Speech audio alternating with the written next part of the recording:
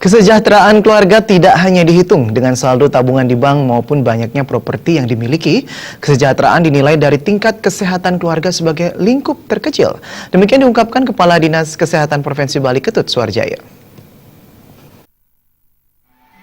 Menurut Kadis Kesehatan Provinsi Bali Ketut Suarjaya, kesehatan bisa menjadi investasi yang tak ternilai harganya. Kesehatan mutlak harus dijaga, apalagi Presiden Joko Widodo kian menggelorakan gerakan hidup sehat. Suarjaya menambahkan dengan meningkatnya kesehatan suatu keluarga, kesehatan gizi keluarga otomatis meningkat dan mampu menekan angka kematian ibu, sekaligus menurunkan angka kematian bayi yang berdampak langsung pada meningkatnya angka harapan hidup dan bisa dijadikan indikator kesejahteraan keluarga. Upayakan kita meningkatkan kesejahteraan keluarga melalui kesehatan juga kan, karena apalagi sekarang ini kan sudah ada instruksi Presiden nomor 1 tahun 2017 tentang gerakan masyarakat hidup sehat.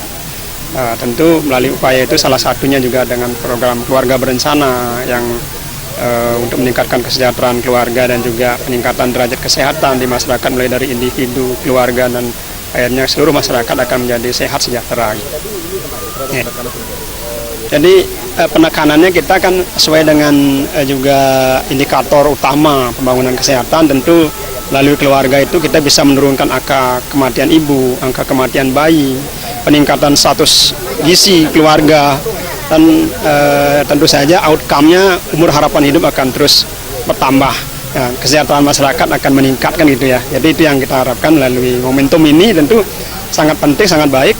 Karena dengan demikian kita ingin mengingatkan seluruh keluarga akan pentingnya kesehatan, pentingnya keluarga berencana sebagai pendukung. Suarjaya menegaskan pentingnya kesehatan bagi setiap orang dengan pola hidup sehat dan asumsi nutrisi yang cukup bisa meningkatkan kesehatan.